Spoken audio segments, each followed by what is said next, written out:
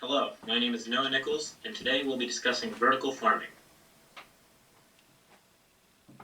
In essence, vertical farming is a new way to grow crops in vertically stacked layers.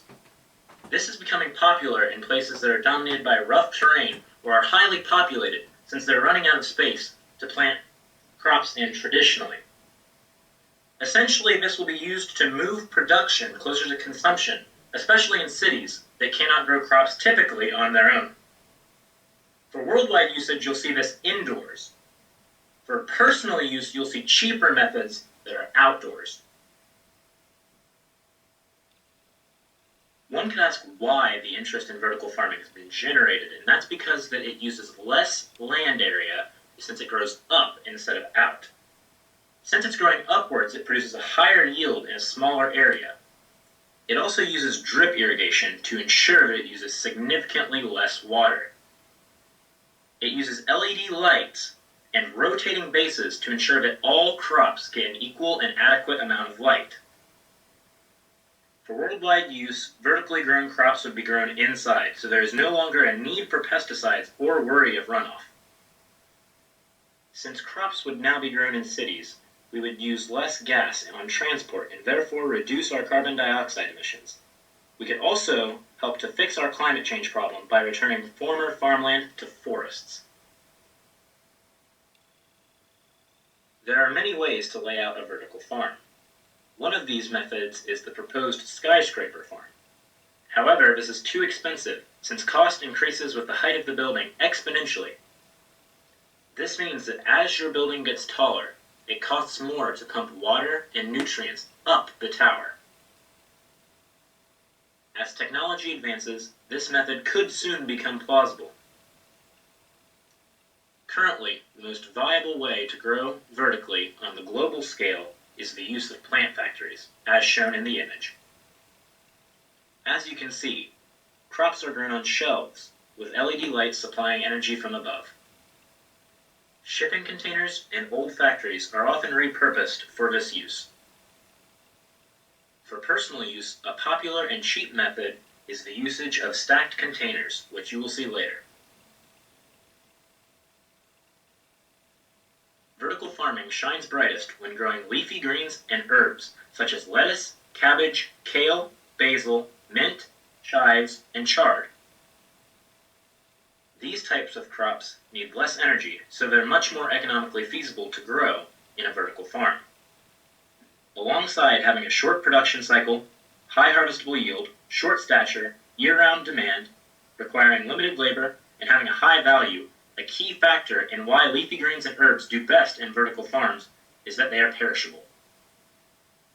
Since production has been moved closer to consumption, these perishable crops can be sold for longer in cities.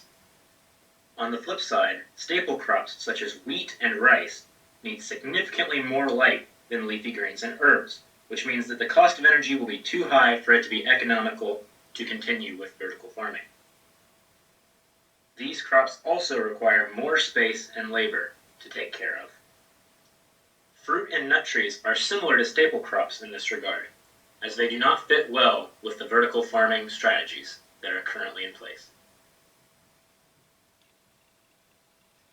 If you're considering starting your own vertical farm, there are a variety of things that you must consider.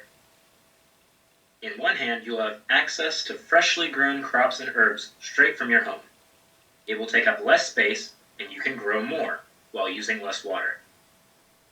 Depending on the layout, you could also grow crops that are not traditionally suited for worldwide vertical farming, such as tomatoes. On the other hand, starting your own vertical farm could be expensive and difficult to automate. This is because the typical way of doing this is by using electronics. Since most people do not have the money or access to these electronics, they use outside methods of vertical farming, which means that you will need pesticides and other maintenance to keep it running. Since this is the case, it will probably be time-consuming and difficult to maintain for a long period of time if you want to keep your own personal vertical farm. As you can see, my family and I decided to use vertical planters so we could try vertical farming at our house. These planters can be split into stacks of 2 3, 4, 5, or 6 and still balance successfully. Even though this isn't an automated process, it still follows many of the key principles of vertical farming. It is still grown in vertical layers, and it still utilizes drip irrigation to provide the crops with water. In this case, we are using it to grow strawberries. On the worldwide scale, vertical farming shows lots of promise, but also faces many challenges as we move forward. As we discussed earlier, vertical farming on the worldwide scale would take place inside, so crops can be grown year-round without worries about weather or climate affecting their growth. Since it doesn't use as much water as traditional farming, it could help to solve our problem with water security as we move forward. It also reduces our carbon dioxide emissions, which will help to slow climate change and other prevailing issues.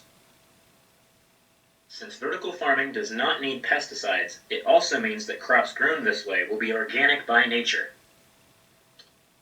However, vertical farming for worldwide usage faces many of the same problems that it does for personal use. It is once again expensive to start and maintain and requires lots of work to keep up. On the worldwide scale, this translates to labor costs. Since many vertical farming operations are very large scale, it takes a lot of money to provide them with the energy and electricity needed to keep the plants healthy. It is also in constant competition with traditional farming, which remains the cheaper option for consumers worldwide.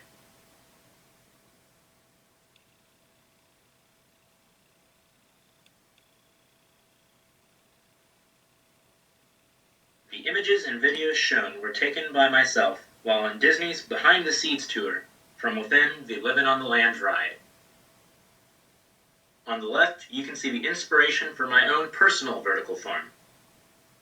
As you can see, the strawberries were grown in vertical planters very similar to the ones that my family and I have used. In the middle, you can see an example of how vertical farming is used to grow flowers of many different kinds. The pillars of flowers move slowly along the carousel to ensure that they get adequate light.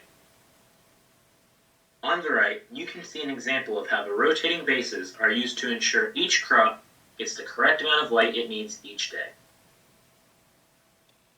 Here is the list of sources used in the creation of this presentation.